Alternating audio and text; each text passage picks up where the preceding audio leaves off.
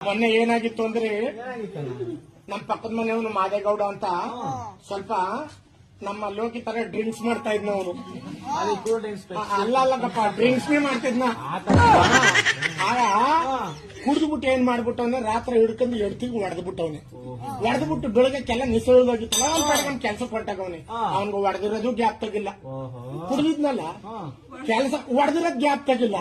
ಬೆಳಗ್ಗೆ ಡ್ಯೂಟಿ ಮುಗಿಸ್ಕೊಂಡ್ ಮನೆಗ್ ಬರೋ ಗಂಟೆ ಇವಳು ಏನ್ ಮಾಡ್ಬಿಟ್ಟವಳೆ ಮಾದೇವಿ ಅಂತ ಅವಳಿ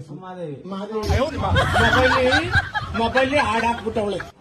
ಆಡೋದು ಗೊತ್ತಿಲ್ವಣ್ಣ ನೀಡ ಮನಸ್ಸಿನೊಳಗೆ ಕಾಲಿಟ್ಟ